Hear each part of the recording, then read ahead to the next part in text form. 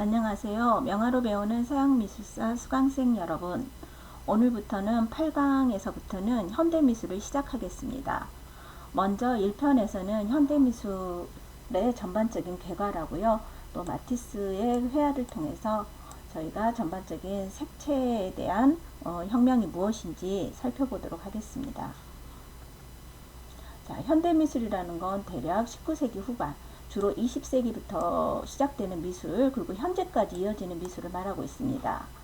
일반적으로 학자들은 근대미술 뒤에 오는 미술을 의미하지만 그 경계는 매우 모호합니다.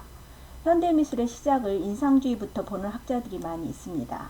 그리고 1970년대 이후부터의 미술은 동시대 미술로 불러지고 있습니다. 19세기까지 서양미술의 전통은 사실적인 재현, 대상을 보고 관조하듯이 닮음을 표현하는 게 이제 기본이었다면은 이것은 현실에 대한 자연의 충실한 재현을 바탕에 두고 있었습니다. 하지만 20세기 후반부터는 2차 세계대전을 고비로 미술은 한층 더 과격한 미학적인 실험을 거듭하게 되고요. 새로운 미술 운동들이 연달아 일어나게 됩니다. 앵포르멜, 액션 페인팅, 그 다음에 고전적 추상미술을 종지부를 찍고 일어난 다양한 미술 운동들, 그 다음에 실험미술, 이런 것들이 전후미술을 중심으로 생겨났다 사라졌다, 또 이제 또 새로운 미술이 끊임없이 동시대에 생겨났다 사라졌다를 반복하게 됩니다.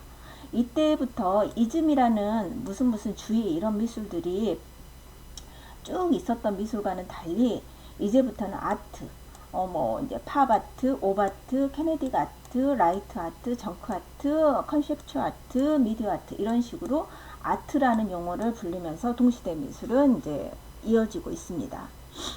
현대미술의 그 특징을 보자면은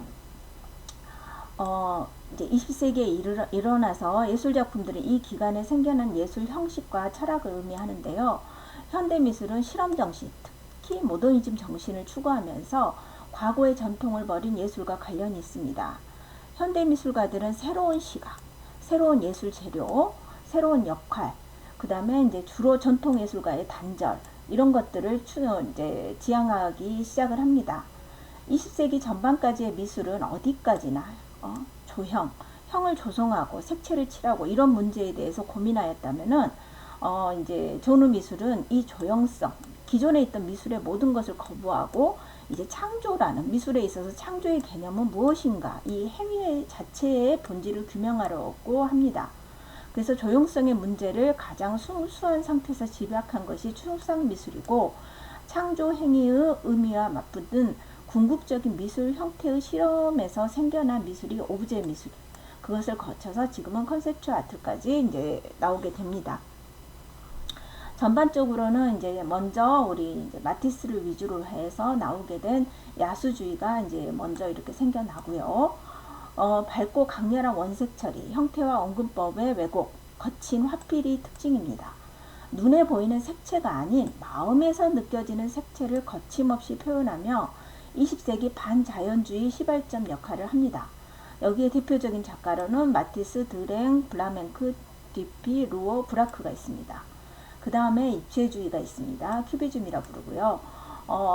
다양한 시점, 다시점이 나옵니다. 그 다음에 다시각이 나오고요. 바라본 대상을 분해하고 조립해서 다시 하나의 캠퍼스 안에 입체적으로 재조립을 합니다. 이러한 미술사조는 사실주의 전통에서 해방시킵니다. 그래서 형태의 해방이라고 부르고 있습니다. 그래서 여기서 대표적으로 피카소가 한 말인데요. 미술은 모방이 아니라 창조다. 이번에도 창조의 문제를 들고 나왔습니다. 대표적인 작가로는 피카소, 브라크, 그리스, 레제 등이 있습니다. 표현주의 미술 또한, 표현주의 미술은 어떻게 보면 꼭 20세기에만의 문제가 아닌 오랫동안 서양 미술에서 보이지 않게 특히나 북유럽을 중심으로 끊임없이 이제 보여줬던 미술 형태입니다. 20세기 초 주로 독일과 오스트리아에서 전개된 운동이지만 오랫동안 서양 미술 안에는 전개되었던 그 미술 형태이기도 합니다. 표현주의가 지금도 가장 잘 표현되고 또 그 전통과 역사를 잇고 있는 데가 주로 독일 표현주의인데요. 표현주의가 1905년에서 30년 사이에서 가장 길게 오랫동안 했던 것도 독일 표현주의입니다. 자연의 재현이라는 사실주의 양식들에 반대하고 예술은 감동과 감정의 직접적인, 인간 감정의 직접적인 표현이라는 것을 목적에 두고 있습니다.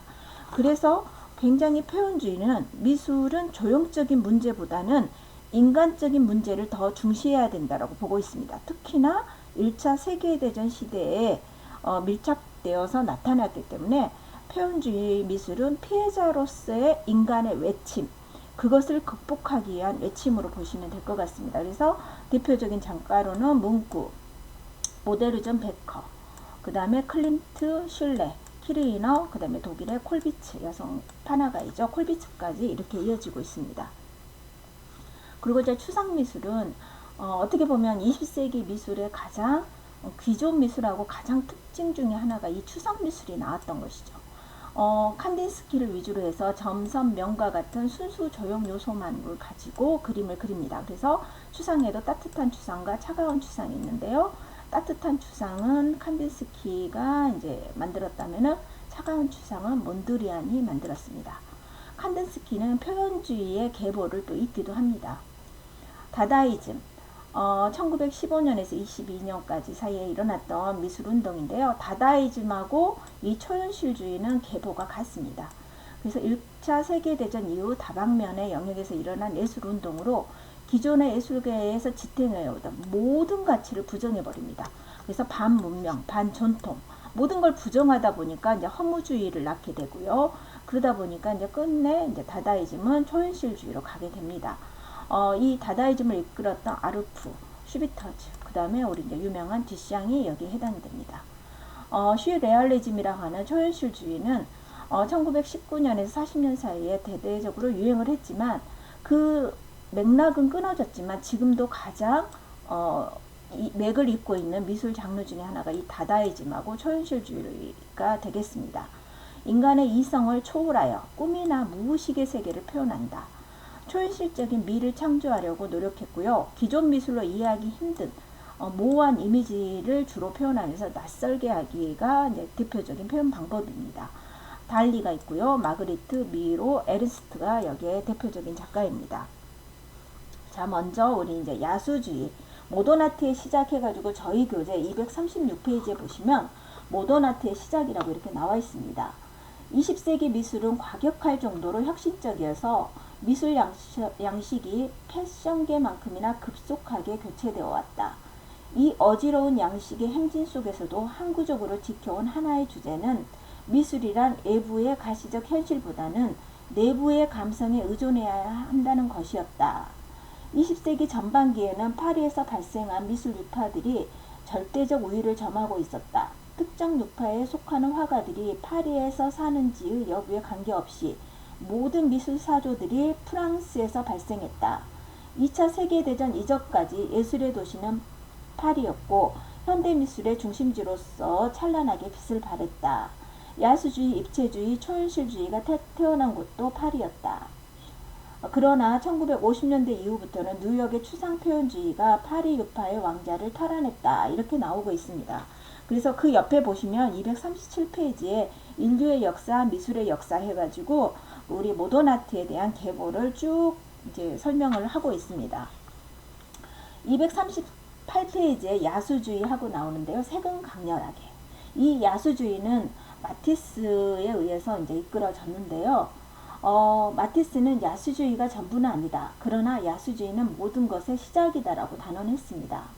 야수주의는 1904년에서 8년까지 광의를 떨쳤기 때문에 세계 미술사를 보면 잠깐 동안의 사건에 불과하지만 그러나 그것은 20세기 첫 번째 주류적인 아방가르드의 사조로서 현대 미술의 출발을 알리는 신호탄과 같았다. 이렇게 첫 줄에 쓰여져 있습니다. 마티스를 한번 보겠습니다. 현대미술에 있어서 가장 중요한 작가 중에 하나가 마티스인데요. 마티스는 원래 미술을 했던 사람이 아닙니다. 그는 법률 쪽에 일을 하던 사람이었는데요. 어느 날 맹장 수술을 하고 요양 중에 이제 그의 어머니로부터 미술 도구를 이제 그 취미로 그리라고 선물을 받습니다. 그래서 이제 22살에 화가로 전향을 하게 됩니다. 그는 이제 이렇게 좀 보기에도 왠지 점잖아 보이고 지성인처럼 보이죠. 그의 자화상입니다. 자, 초창기에 이제 마티스는 그림을 배울 때 이렇게 그 당시에는 인상주의 화풍들이 아직도 이제 파리라든가 미술계에 만연했기 때문에 인상주의 화풍을 이렇게 연결한 그림을 그립니다. 자, 모자를 쓴 여인이라는 기존의 인물화에 비해서 얼굴에 녹색을 이렇게 칠해버렸죠. 이게 이제 마티스 자기 부인의 얼굴이었는데 마티스 부인은 이 그림을 보고 매우 불쾌했다고 합니다. 자기 얼굴을 너무 이상하게 그렸다고 하고요. 자, 초창기에 화사한 고요함과 쾌락, 이거는 보를레의 시 여행으로의 초대라는 그 시에 나와 있는 저기 저 모든 것은 다만 질서요 아름다움이며 화사함과 고요함과 쾌락일 뿐이다.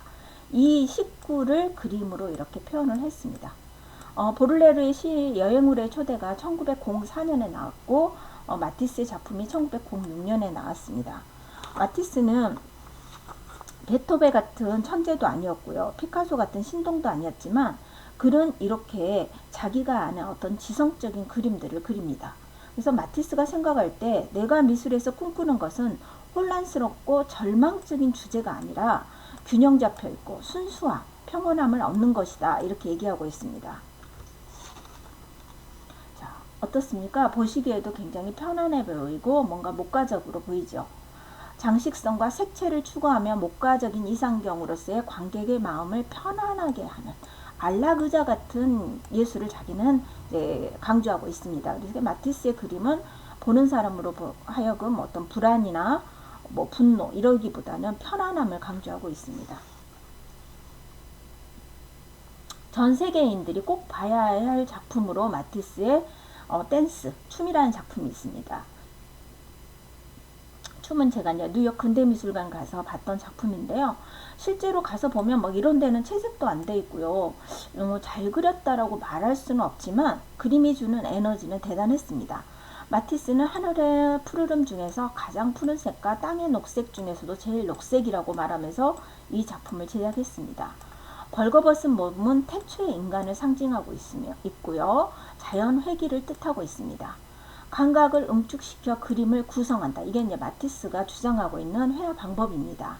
이 작품은 1909년 러시아 최고의 미술품 애호가인 섬유왕 세르게이 시추킨이 이제 주문 제작을 한 작품인데요.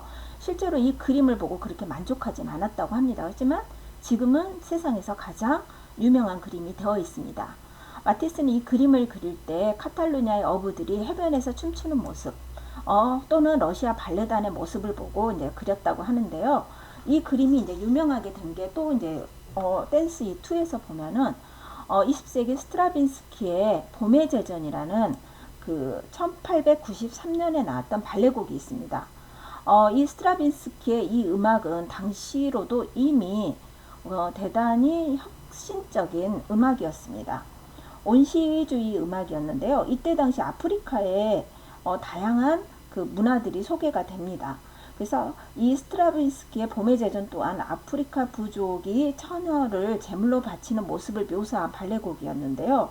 원시적인 생명감과 야만적인 폭발력이 대표적으로 보여주고 있습니다.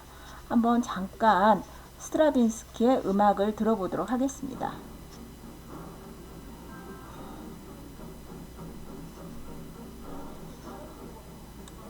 자, 어떻습니까?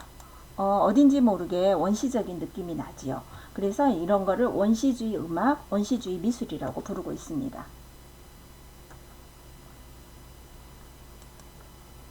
자, 말년의 마티스는 색종이 작업을 하는데요.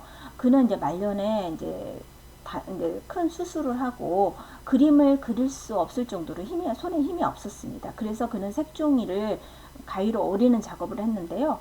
그는 가위가 훨씬 더 연필보다 감각적이라는 말을 합니다. 그래서 이제 왕의 슬픔이라는 작품인데요.